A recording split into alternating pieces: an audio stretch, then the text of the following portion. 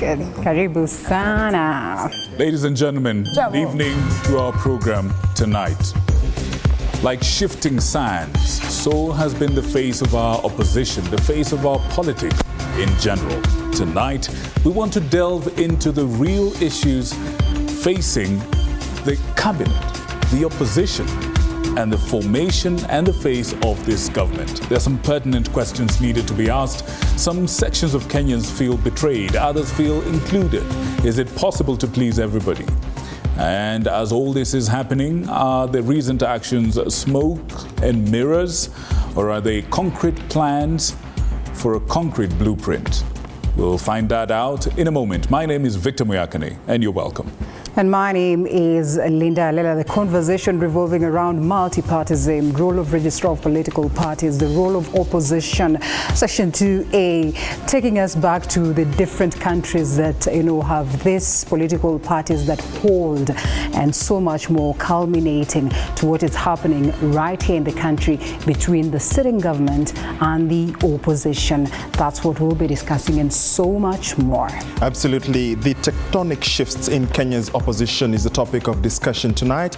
Good evening and welcome. I am George Maringa. Our sign language interpreter is Catherine Simaloy, and tonight we seek to see and forecast where the tectonic shifts will be going to in the near future. Remember, the vetting of the cabinet secretary nominees will be coming up shortly, and that also will present a few issues, and of course, as we wait to see how this broad-based government will work, even as some still jostle to remain in the opposition. We invite your feedback across the socials at TV47 News, at Muyakane, at Linda_Alela, at George Maringa_. But before then, guys, the highlights. The highlights. Tonight, President Ruto nominates ODPP's Secretary Dorcas Oduor as the next Attorney General. 3 aides to DP Gachagua grilled on the financing of goons during the anti-government protests. Also tonight, President Ruto receives the report of Presidential Task Force on the review of the legal and regulatory framework governing religious organizations. The use of religion to carry out very anti-religion things.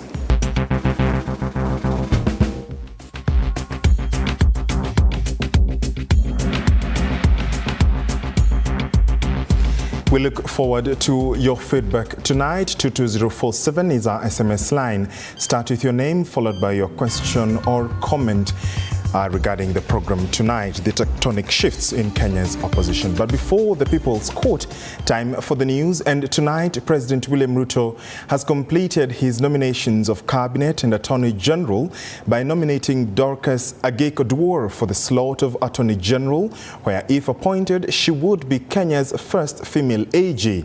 Also, Beatrice Askul Moy has been appointed to the position of Cabinet Secretary, East African Community Affairs and Regional Development.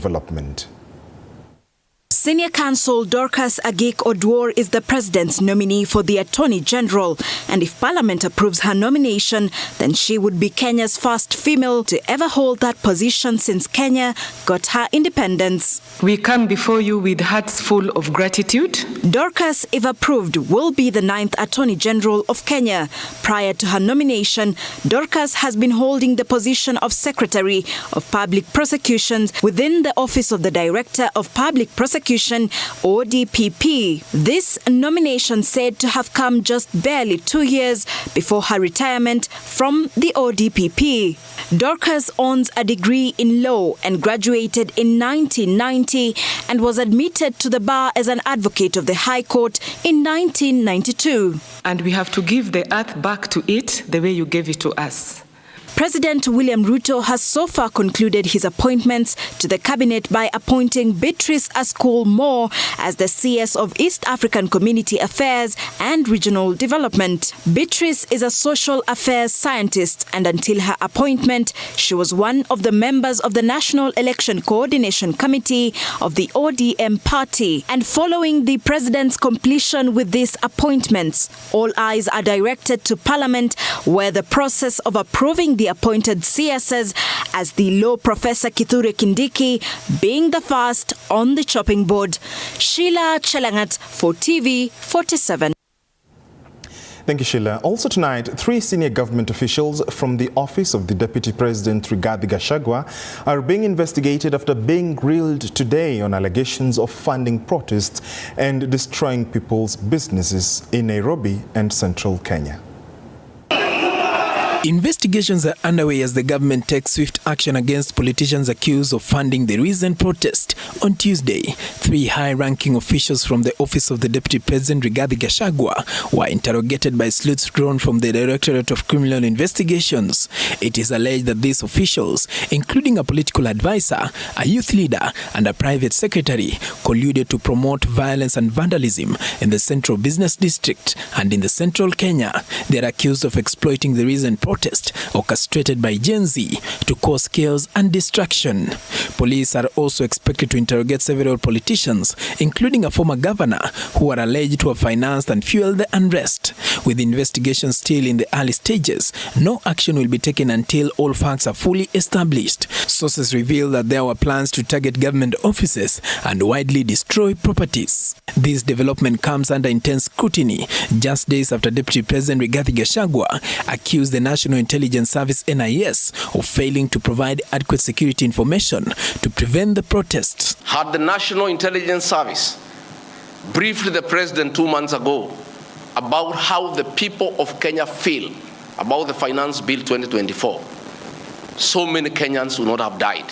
Meanwhile, a number of MPs are pressuring for Deputy President Rigathi Gachagua's impeachment, citing his opposition to President William Ruto's government. So we have heard and we have seen that there are efforts to bring an impeachment motion against the Deputy President of the Republic of Kenya, Mheshimiwa Rigathi Gachagua, with very frivolous accusations that he, when they were in a cabinet meeting, he actually opposed the finance bill. Let us not think that in fact it will be a business as usual to bring such a motion of a Deputy President of the Republic of Kenya, a person who comes from a particular region. This one, I can tell you, to bring a lot of backlash. Paul Kirobi, TV 47, Nairobi. Indeed, now chaos erupted at the Wajir County Assembly as members clashed over the proposed budget for the 2024-2025 financial year. The argument escalated into violent altercations and property damage in the assembly chambers as MCAs went on to fight over the maize. Anastasia Mukabi reports. It was an ordinary workday for the Wajir Sergeant-at-Arms until it took a shocking turn. The day, initially filled with routine, quickly descended into chaos when the Wajir MCAs arrived, unleashing a baggage of protest songs and landing in a wild monkey kung fu style. The MCAs longed for the mace, but the Sergeant-at-Arms stood firm, overpowering the attackers and fiercely protecting the sacred symbol of authority. The Speaker of the House intervened in a desperate bid to de-escalate. The Wajir MCAs, in a display of utter defiance, turned a deaf ear, tossing tables and chairs in a furious protest. The source of the ire, a heated debate over the proposed budget for the 2024-2025 financial year. Where we see the interest of the people in the budget. This budget was just, created by the executive without considering the input of the House. This budget has violated the standing order. With the situation getting out of control, police was summoned to restore order, forcibly removing the unruly MCAs from the premises.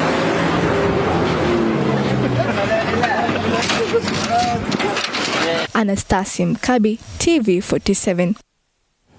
Now, the National Liberal Party has threatened to move to court if their nominee to the IEBC selection panel is not gazetted with the other members. The party leader, Augustus Muli, has condemned Azimio la Umoja One Kenya coalition for withdrawing his position within the selection panel and replace him with Ambassador Koki Muli, terming the move as illegal. The selection panel has 3 months to finalize its recruitment exercise and forward the names of the nominees to the president.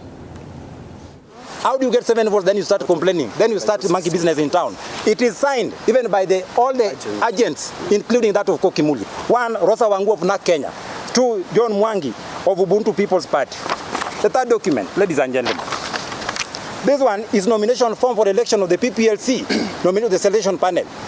It was duly filled. And all other documentations are here, including the correspondences that came from the National Assembly. We therefore ask the Senate, especially Mr. Wetangula, the Speaker, please, Kenyans are tired. Kenyans are tired. Don't play games with us. We must be observers of the rule of the law. Nothing less of that. And if you continue with this, we shall actually pursue it to its logical conclusion. They are fraudsters. They come yesterday and purport to change a name that was presented in the right way, with the right observers, with IEBC. As our colleague has said, this is a PPLC process. This is a process for political parties liaison committee. It has 90 parties, out of which there's a majority, the minority, and the non-aligned. And the PPLC chooses members to represent all those different caucuses, different clusters. This election was not about Azimio or Kenya Kwanza. Now, do we have another COVID scare? Because the new wave of coughs and the flu witnessed across the country could be a new variant of COVID that seems to be more prevalent in children and the unvaccinated. This is according to county health practitioners who reckon that most patients visiting health facilities are displaying mild to acute respiratory infections that, if left unchecked, could progress to pneumonia. Our reporter Hibak Said visited the Dandora Health Center to investigate such cases and brings you the following report. What was once a distant nightmare and a sneaky menace could be making an alarming resurgence, catching the nation off guard. We know it's a cold season, but as much as it's a cold season, it's not the cold season that brings in the flu. Normally, any flu, any cold is associated with a virus, and it has no treatment. The numbers are quite big, but we do handle. Most of the clients who come here, especially those are the early mornings ones, most of them are coughers. The coughing, the upper respiratory tract infections is the common. On the top 10 list, it's the leading. Many who suffer from it are dismissing it as a mere case of the sniffles, but the danger could be far more dire. COVID is still there. COVID is still there, but most clients are in denial. They say it's not COVID, it's just a flu. But actually, you find most of them, they are having sore throat. We send them for the assault test, that is for rheumatic fever. Most of them are turning positive. So you are also wondering, what could it be? Could it be COVID that is still there? For nearly 3 years, COVID-19 plunged the country into a relentless cycle of lockdowns and restrictions, rendering social interactions fraught with fear. What culminated into government-enforced measures brought a semblance of sanity amid widespread panic until the country began to recover. Let us cooperate and collaborate with our health experts. And the sooner every single Kenyan begins to do that which is necessary, the sooner we shall be able to get back to normal. On May 5th of last year, the World Health Organization downgraded COVID-19 from a public health emergency of international concern to an ongoing health issue. In the wake of this change, many discarded their masks, no longer mandated by the government. Yet, the threat may be resurfacing. Nimejaribu kununua dawa kwa duka, chest cough, Panadol. haikunisaidia. Elizabeth Acheng, a resident of Dandora, is grappling with symptoms reminiscent of COVID-19.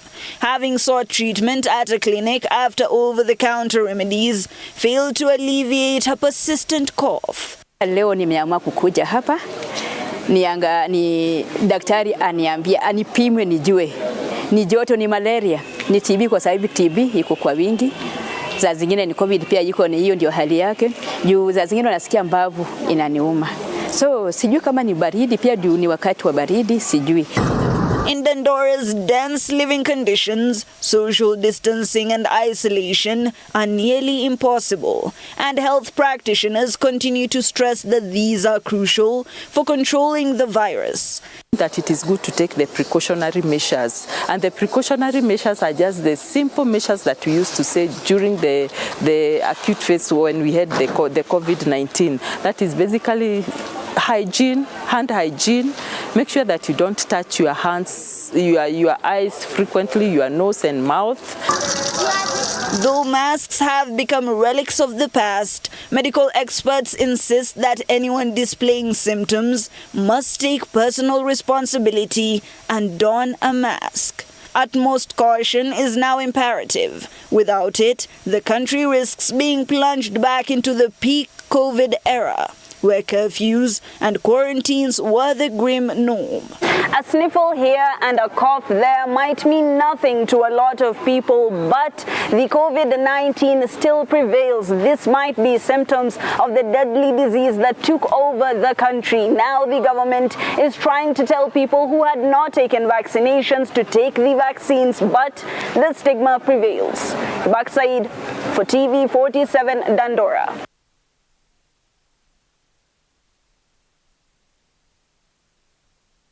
Force on the review of the legal and regulatory framework governing religious organizations in Kenya. The task force was put in place by the head of state in May last year after the horrific developments in Shakahola Forest in Kilifi County, where more than 400 Kenyans lost their lives as a result of extremist religious beliefs. As Arnold Adidi now reports, the task force has now recommended a raft of legal remedies, including the establishment of a Religious Affairs Commission to help regulate religious activities across Kenya. The Shakahola tragedy in Kilifi County stands as one of Kenya's darkest episodes, with over 400 lives lost due to the extremist beliefs of one man, Paul Mackenzie, now in police custody. This horrific event has sparked widespread debate about the conduct of religious groups in the country. In response, President William Ruto swiftly established a task force to identify and address the legal, institutional and governance gaps that enabled the rise of extremist organizations. The task force was also tasked with recommending measures to prevent such groups from harming Kenyans. After months of rigorous examination, President Ruto received the task force report today at State House, presented by the chairperson, Reverend Mutava Mosimi. This report is very important to us as a nation. It is very important to me as a leader who values religion. We will be taking the next steps in making sure that the good work you have done so far translates into what will do two very important things for us.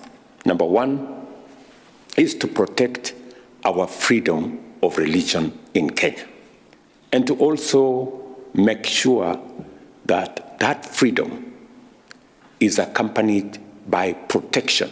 Key recommendations from the task force include enactment of comprehensive statutes for religious organizations, creation of a Religious Affairs Commission, adopting a hybrid regulatory model combining self-regulation and government oversight, as well as revision of the basic education curriculum to emphasize religious tolerance and educate the public about the dangers of religious extremism. The next steps on the discussions on the policy framework that you have suggested, on the legal framework that you have suggested, will be informed by the broad views, perspectives, ideas, suggestions from the people of Kenya. Because public participation is now part and parcel of our legislation framework. President Ruto has pledged to implement these recommendations urgently. I will, with dispatch and without wasting time, take the measures to ensure that we progress the good work you have done so that we can do what we all want. We can protect our right to worship God in all the ways that we choose to, and we also safeguard that freedom of religion. Arnold Adidi, TV47. Thank you, Arnold. Tonight, the National Assembly Committee on Health convened to address the pressing transition from the National Hospital Insurance Fund, NHIF, to the Social Health Authority, SHA. Key issues include transparency, registration difficulties, and financial shortfalls as the ministry grapples with significant challenges to ensure a smooth transition. And as Anne Odidana reports, the committee has urged the Ministry of Health to conduct comprehensive public participation and sensitization efforts regarding the Social Health Authority, SHA, to avoid being dragged to the courts for a second time. Today at the Bunge Towers, the National Assembly Committee on Health convened to discuss the transition from the National Hospital Insurance Fund, NHIF, to the Social Health Authority, SHA. This meeting was crucial, focusing on transparency issues and registration difficulties within the new fund. Could you brief the committee about the High Court ruling and what the ministry has done and where are we? The Ministry of Health revealed a significant gap between the Treasury's allocation and the actual financial needs. It emerged that while 4 billion Kenyan shillings has been allocated for primary healthcare, a substantial 61.1 billion Kenyan shillings is required for effective fund operation. But to effectively run primary healthcare across the country, across the year, Honorable Chair and Honorable Members, we need 61.1 billion. Honorable Chair, Honorable Members, we have been allocated 2 billion, but to run emergency, critical and chronic illness fund across the year, we need 48.7 billion. Led by Robert Pukose, the committee stressed the necessity for comprehensive public engagement. And if you do adequate sensitization, it should not be selective. It should be inclusive. And it should be done well. The High Court recently thwarted the Social Health Insurance Act of 2023 due to inadequate public participation, giving Parliament 120 days to amend these laws. The ministry has done an application to appeal the decision of the court. And SHA have raised transparency issues. All NHIF operations have now been transferred to SHA as the transition continues. As you're aware, the NHIF board doesn't have any operational functions that they're performing at the moment. Their only mandate at the moment during the transition period is winding up activities, and therefore everything to do with operations is under the SHA board. So the transitional provisions provides that the staff of the NHIF, the staff of the SHA shall recruit its own staff, but shall give priority to the staff of NHIF. SHA is currently utilizing NHIF staff while planning to recruit its own team as the new fund prepares to launch. Full implementation is scheduled for November 22nd, at which point NHIF will be officially replaced by SHA. Anne Odida, TV47.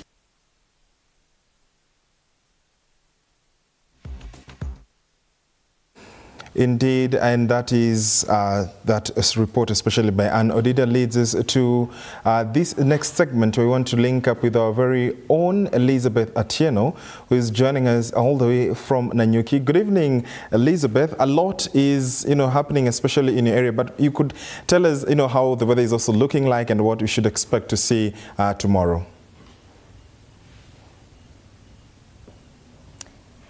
Well, indeed, it is a very good evening to you from Nanyuki Stadium, George. And as you quite put it, the weather is quite chilly today, but we are here racing the cold just to keep you up to date on what is happening right here at the Nanyuki Stadium. So what is basically happening here is that preparations are underway. As you can see behind me, tents have been set up ahead of tomorrow's World Rangers Day celebration. It is a day just commemorated to ensure that we try and remember the Rangers that have died and those that have been injured while in the line of duty, while also trying to celebrate the work that Rangers do in as far as protecting our wildlife ecosystem is concerned. So it is a day that is marked every 31st day of the month of July every year, just to celebrate the Rangers, the work that they do. And tomorrow we're expecting to see thousands of Rangers just camping right here in pitching tent right here, together with senior officials from KWS, to ensure that we mark this day in style. And we at TV47 will be pitching tent right here as well, to just keep our viewers up to date on what will be happening tomorrow. But for now, let me leave you with this piece. It is a piece that I compiled from the Nairobi National Park, where we were able to speak to some Rangers just to understand their way of life, the challenges that they are facing as well. So we are going to leave our viewers with this 12 minutes piece. Enjoy. Kenya, the cradle of mankind. Nairobi being the only city in the world with a wildlife park, and that's the Nairobi National Park, established in 1946.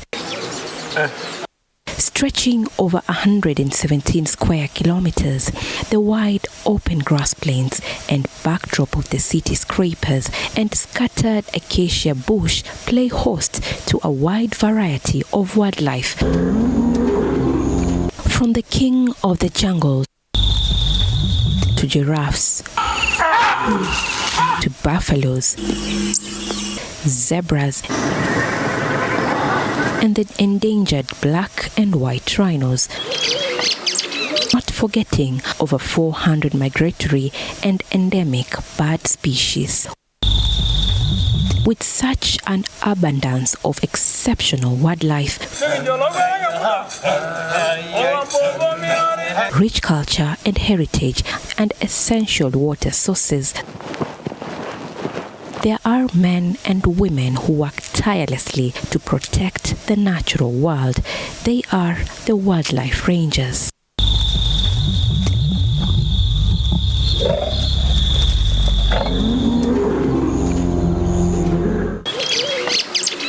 It is dawn. The just risen sun shines softly through the gates of the Nairobi National Park.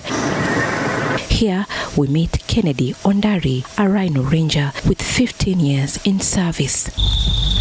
Fully armed with his boots on ground, Ondari's mission, just like any other ranger, is one: to protect the wildlife. He first welcomes us to this makeshift camp, which he and his fellow ranger call home. We normally operate in a proc system. A proc system is we have a proc, is manned by 2 rangers, I and my colleague.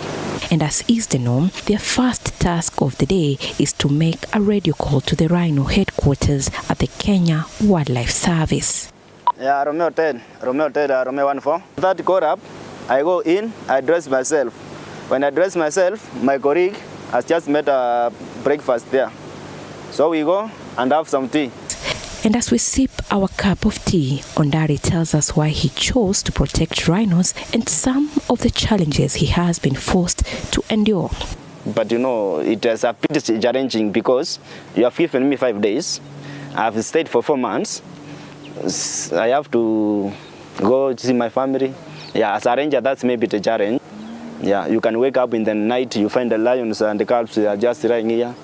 Yeah, so you have to be courageous. As you can see, when we were coming, we just left our vehicle a bit distance because of the rains. When you come to get an animal, maybe a rhino, it will just you away. We just run with the gumboot, you know. They are a bit heavier and the animal is coming after you. We then head on patrol with Ondari and his team, who are both rhino rangers. We walk through the thick forest, which has since been dominated by a deafening silence. with the only sound being that of our boots swirling through the thorny twigs and birds chirping in the air. As we went on with our patrol, Ondari and his team are forced to lay low for a while as they can hear a foreign sound. Fortunately, it is nothing to worry about. So when we go down, maybe if it was somebody just coming for the animal or there was something, he will not be able to see us. So we proceed. As part of the patrol, Ondari climbs this water tower with his binoculars to spot just how far the rhinos are. I will just confirm with my patrol vehicle where it is, so that I just call them and direct them where the rhino are. And after we spot them, we go to them. The Nairobi National Park hosts more than 90 black rhinos and more than 30 southern white rhinos. Today, we find at least 4 black rhinos and 2 southern white rhinos. And they know the rhinos are not good in sighting. They just have a view of about 30 meters. So I will be able to go up to 40 meters. We are fairly close to the animal where it is. Ondari monitors his rhinos to, among other things, record its GPS and assess the rhino's health condition, with the range being from position 1 to 5, 1 being the worst and 5 being the best. Importance of rhino monitoring, you have to know your animals, where they are, what they are doing, what is their condition, body condition. Maybe you will know the population, the number in the rhino on the population. Maybe a young one is born, there is one that is not feeling well. So you have to account for your animal at the given area. As we tour the park towards Kitengela, we meet Mwanahamisi Twalib, a ranger and a community warden who traverses across Nairobi, Kajiado, Kiambu and Machakos counties to solve an uphill task, which is human-wildlife conflict. There are also some challenges regarding to diseases. We handle these animals. In fact, there is an example of like 2 months ago, we had a rabies case at Olosirikon area where one of the multimedia students was injured by a hyena, and also a community member was killed by that same hyena. We came to find out, after killing the hyena, we came to find out that the hyena had rabies. The major causes of human-wildlife conflict in Kenya are human settlement in wildlife corridors, stream bank cultivation, deforestation, expansion of arable land into forested areas, and poaching. Lions tend to follow the other wildlife outside the park. And when they follow them outside the park, they encounter with the hostile spirit of the community. In a bid to curb this situation, the Kenya Wildlife Service has embarked on a mission to engage members of the affected neighboring communities through economic empowerment. For instance, this spot at Olmakau Cultural Village is a spot where some neighboring communities earn a living. Such is a group of the Olmakau Cultural Women Group. Hakika hii kazi imetusaidia sisi kama wamama, tunapata pesa, na vile mnajua siku hizi maboma mingi wamama ndo wamekuwa tegemeo. Kwangu mimi naweza sema Kiarabu kidogo. Nikimwambia habibi, habibi means friend. Ananikaribia, tunaanza biashara, sasa inakuwa mzuri. And the men have not been left behind either. They earn a living through singing and dancing for tourists at the park's main gate. Kila mtu anapata mkate, kitu kidogo ya kuletea watu wake. Kama ni fees, tunapata kitu kidogo ya kulipia watoto wetu fees. Na hii imetusaidia hata saa hii. Kwa hiyo conflict tumepata nafasi ya kuzungumza, ya kuelewana, ya kwamba simba ndio hii, kujeni tutafute namna hiyo simba vile itarudishwa kwa paka. Mwanahamisi has been spearheading the community engagements and now cites some of the challenges in her line of duty as a community warden. Sometimes we face hostile communities also. You can imagine a community member losing around 40 goats at a go, and that's the only livelihood he had. He was supposed to pay school fees for his kid, and here your lion or your hyena or your leopard has killed all of them. You go there facing this community without anything. According to the International Union for Conservation of Nature, human-wildlife conflicts are becoming more frequent, serious, and widespread because of human population growth, agricultural expansion, infrastructural development, and climate change, whose effects are quite evident from the falling of some trees in this forest to the swelling of Mbagathi River, which snakes through the Nairobi National Park. Disasters echoed by members of the Olmakau community who say the rainy season greatly affected their business. Daraja ilienda na maji, biashara ikatatizika kidogo. Lakini huko mbeleni ilikuwa mzuri, wageni walikuwa wanapita kwa daraja wanakuja ngambo ile, tulikuwa ngambo ile. I'm in charge of the rhino database. So I was receiving a lot of photos from my colleague wherever they are, just saying that we have found some animals dead. We have found some animals not be able to move because of the weakness maybe. Yeah, so it affects us a lot, drought.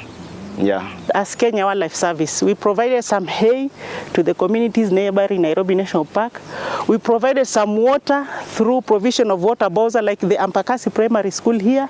We were giving them a water bowser monthly to make sure that they have enough water. Even amidst these challenges, technology has made work easier for these rangers as they closely aim for their target and protect the wildlife. Rhinos have microchips, of which now they are monitored. Also for the lions and the elephants, they are put some collars, of which now those collars are monitored through a system called Earth Ranger. Earth Ranger, we have it at the KWS headquarters at a place called Command Center, where all the wildlife are monitored on a screen. Before they cause any havoc to the community or cause any danger, they are seen crossing the boundaries of the park. And after hours of patrol, the rangers go back to their camps. But either way, they remain on alert for potential threats to wildlife. It is, however, unfortunate some rangers do not make it alive. In most of our rangers, as you see at the main gate of Nairobi National Park, we have a monument there. Those rangers are heroes. They died while they were on duty, and most of them, those rangers, are from human-wildlife conflict areas. According to the International Ranger Federation, 149 rangers died on duty over the last year, which is a 50% increase over the previous year. With just hours left before Kenya joins the world in marking World Rangers Day, this year's theme being 30 by 30, which means ensuring 30% of wildlife ecosystem is protected and conserved by 2030. It is important that you, our dear viewer, does not forget the crucial role wildlife rangers play, and as is their slogan, Rangers lead the way. Happy Rangers Day to you all, my fellow colleagues. These are just but a section of the over 40,000 rangers we have in the African continent who help in preventing cases of poaching, but most importantly, engage the local community in wildlife conservation. Elizabeth Atieno, TV47 from the Nairobi National Park, Nairobi.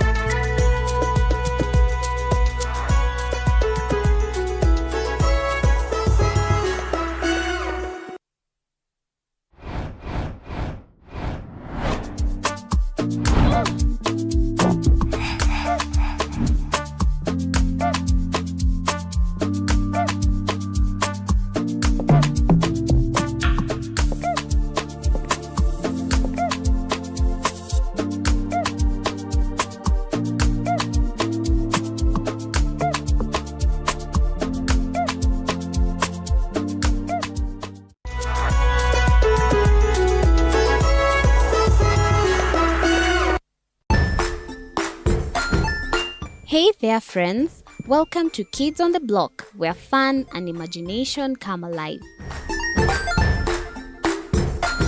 We dive into magical world filled with exciting adventures and awesome friends. What position were you in? I was number 2. What position were you? Number 1. he decided to cross the bridge by his house and look for food on the other side. We're going to do half cup of chocolate chips, and the other one, we're going to do half cup of the blueberries. So, grab your imagination hats and get ready to explore with us. Join us every Saturday at 9 a.m. for new friends, amazing stories, and tons of laughter.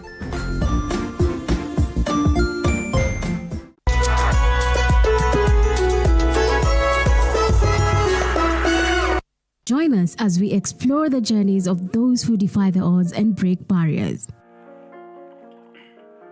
We dive deep into the stories of triumph. Sometimes when parenting a child with a special need or whatever disability, family life becomes a bit complicated and you may end up raising the child on your own. Here, we inspire. I have a farm which one we showcase with other dyslexic youths and autism, how to farm. Motivate. It's never easy, but what we do, the best thing is to work with another parent who has an elder child than yours. And break through the barriers one story at a time. Push your boundaries beyond the limit. Saturdays at 8 p.m.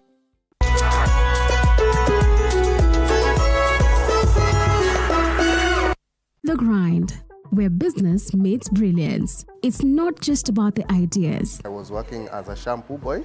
I used to wash clients' hair on the sink. It's about making them happen. From big wins